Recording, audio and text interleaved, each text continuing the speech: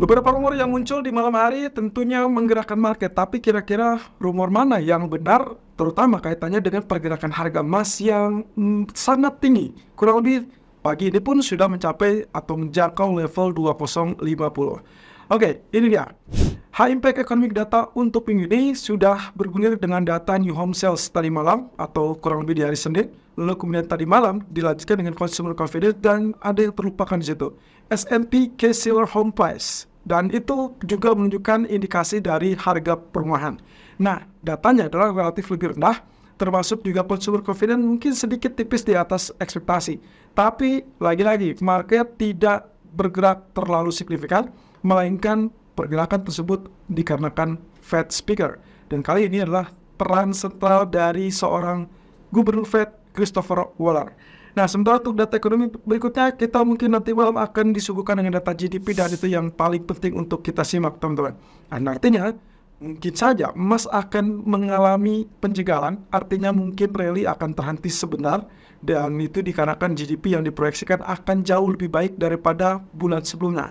Ya, nggak tanggung-tanggung. Data GDP untuk nanti malam diperkirakan akan naik sampai ke level 5% atau 4,9% lebih tepatnya. Bayangkan dari 2,1 menjadi 4,9% itu hampir 2 kali lipat. Dan inilah yang akan menandakan bahwa Fed masih perlu dalam sikap kebijakan yang ketat alias tetap terbuka untuk kenaikan suku bunga. Nah, jadi kalau misalkan data tersebut dirilis dengan angka 4,9 atau bahkan jauh lebih tinggi, maka ini akan menjadi masalah yang sangat problematik, terutama menghambat laju kenaikan untuk emas. Sementara untuk pasar saham, saya rasa harusnya itu memberikan indikasi kondisi ekonomi masih tetap sehat. Di sisi lain, data sebelum itu juga di jam 3 ataupun bahkan di jam 5 sore, kita akan melihat dari data Jerman. Dan itu adalah data CPI untuk Jerman di jam 8 malam, melihat ada kemungkinan potensi penurunan di angka minus 0,2% dari angka sebelumnya 0%. Dan itu adalah kaitannya dengan CPI bulanan. Sementara untuk basis tahunannya diperkirakan turun tipis saja 3,5% dari 3,8%. Oke, seperti biasa, inflasi yang relatif turun sebetulnya kabar bagus untuk bank sentral. Karena artinya mereka tidak perlu memaksakan diri untuk melakukan kenaikan suku bunga. Dan itu berarti euro akan berpotensi turun atau melemah. Tapi kalau misalnya datanya tetap tinggi, maka kemungkinan potensinya euro akan mengalami penguatan. Nah, tapi di sisi lain, ECB tetap memberikan rekomendasi bahwa mereka tetap akan membuka peluang untuk kenaikan berikutnya. Karena, lagi-lagi, inflasi ini belum mencapai atau belum menjangkau target mereka di 2%. Mirip dengan apa yang dilakukan oleh Federal Reserve sebetulnya. Tapi, pernyataan dalam 1 minggu terakhir kecenderungannya berbeda di antara Fed, BOE, ataupun ECB. BOE terutama kalau dikaitkan dengan pernyataan Andrew Bailey, mereka cenderung lebih hawkish atau tetap hawkish. Lalu kemudian ECB juga dengan pernyataan Christine Lagarde yang memberikan isyarat juga relatif tetap hawkish. Di sisi lain, kita belum tahu dari pernyataan Jerome Powell karena baru akan muncul kurang lebih di hari Jumat. Tapi tadi malam memberikan indikasi dari pernyataan Fed Waller. Nah, jadi kira-kira kurang lebih ada 3 poin di sini yang saya catat sebagai rumor penggerak market tadi malam. Pertama, datang dari OPEC yang memberikan kisi-kisi kemungkinan adanya potensi untuk melanjutkan pemangkasan produksi. Cuma di sini ada catatan yang harus kita juga pahami. Ada 2 rumor. Satu sisi, rumor yang positif mengatakan bahwa ada kemungkinan kelanjutan dari pemangkasan produksi tersebut, bahkan bisa mencapai level produksi yang lebih tinggi. Artinya pemangkasan bukan hanya 1 juta barrel per day, melainkan lebih tinggi dari itu. Dan itu harusnya mengangkat potensi harga minyak. Dan itulah yang terjadi. Spike dari level 74 sampai ke level 76. Nah, masalahnya adalah rumor negatifnya mengatakan ada kemungkinan juga saking rumitnya pembahasan tersebut justru membuat potensi kembali tundanya pertemuan untuk kali ini. Nah, kalau ini yang terjadi, teman-teman, akan berdampak negatif. Tapi harinya masih akan menunggu besok.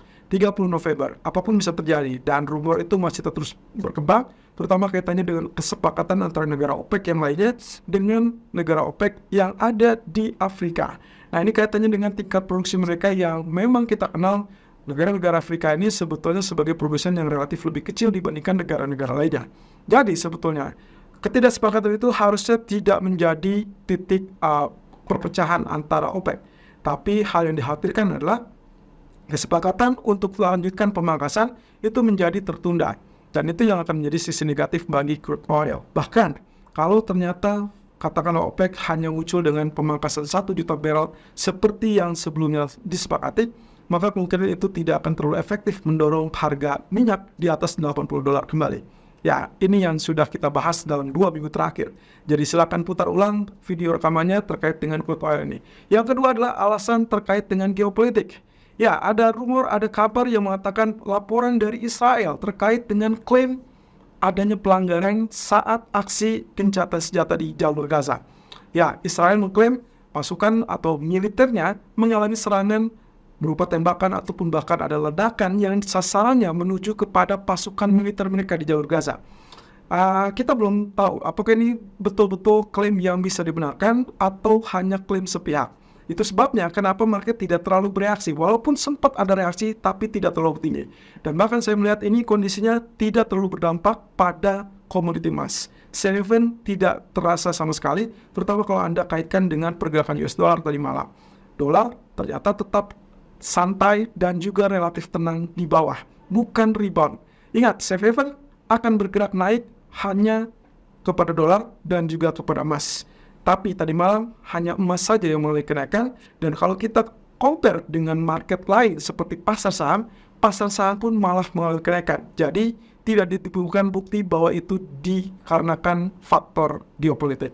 Nah, terkait dengan pernyataan Fed Speaker Waller, Christopher Waller memberikan agenda mungkin saja Fed bisa memangkas suku bunga lebih lanjut kalau dengan catatan inflasi selama beberapa bulan ke depan ditunjukkan dengan angka yang relatif turun. Ini berarti harapannya CPI bisa terlihat di bawah 3% atau bahkan PCE yang minggu ini akan dirilis kurang lebih kembali turun. Dan itu menjadi syarat ataupun bahkan tanda-tanda bahwa Fed bisa saja melakukan pemangkasan lebih cepat dari yang diperkirakan. Itu sebabnya beberapa hedge fund mulai menyoroti kemungkinan potensi pemangkasan suku bunga tersebut di tahun depan. Itulah yang membentuk market pola pikir sampai saat ini, yaitu dikaitkan dengan potensi bahwa Fed bisa saja menghentikan laju kenaikan suku bunga, kemudian dot plot memungkinkan untuk menunjukkan potensi pemangkasan di tahun 2024. Masalahnya sampai detik ini, Fed itu masih tetap bersikeras, mereka tidak membahas agenda pemangkasan suku bunga, tapi kemungkinan juga tidak akan menaikkan suku bunga. Jadi sebetulnya, posisinya adalah market euforianya masih 97% melihat potensi bertahan di suku bunga. Nah, inilah yang akhirnya membuat kenapa dolar dan juga US Treasury cenderung negatif. Sementara ini akan menjadi peluang untuk emas dan juga pasar saham. Catat itu. Kemudian, kalau misalnya kita lihat dari pernyataan tersebut, Fed Speaker yang sudah dikatakan oleh Waller tadi, pernyataan apa sih yang membuat dia cenderung ditafsirkan sebagai pernyataan dovish? Oke, ada beberapa pernyataan di sini. Ternyata yang dikatakan salah satu poinnya adalah terkait dengan inflasi. Walaupun inflasi masih terlalu tinggi, tapi dia sangat puas bahwa kondisinya sudah jauh lebih baik dan sesuai dengan harapan. Dengan catatan, dalam 2 kali pertemuan terakhir, Fed mempertahankan suku bunga tidak berubah, dan itu bisa terlihat. Inflasi turun kembali dari 4 ke 3,7, bahkan ke 3,2% terakhir. Dan itulah yang memberikan garis bawah bagi seorang Waller, yang biasanya dalam sisi hawkish sekarang beralih ke sisi dovish. Setidaknya itu yang diartikan oleh pasar, bahwa Waller memberikan isyarat. Kalau ternyata inflasi terus turun seperti ini, sepertinya kita bisa dapatkan pemangkasan suku bunga, entah itu 3, 4, atau bahkan 5 bulan ke depan. So, catat teman-teman, CPI itu penting untuk diperhatikan dan juga termasuk data tenaga kerja seperti non-farm payroll yang baru akan dirilis minggu depan. Nah, terkait dengan pernyataan 2 kompatriotnya yang lain, yaitu dari Michelle Bowen ataupun bahkan dari Goldsby, kelihatannya cukup berimbang, tapi semua yang terfokus adalah dari sosok Christopher Waller. Jadi itulah yang membuat kenapa market cenderung menekan US dollar dan juga US Treasury. Nah, next Fed Speaker kemungkinan kita akan melihat dari kedua figur ini, Thomas Barkin dan juga Loretta Mester. Loretta Mester dikenal juga sebagai salah satu sosok yang sangat kuat untuk menyampaikan sisi hawkish. Dan dia masih tetap bersikeras bahwa Fed masih tetap harus menaikkan suku bunga. Tapi kita akan lihat malam nanti apakah dia akan senada dengan apa yang dikatakan Waller ataupun dengan pejabat Fed lainnya.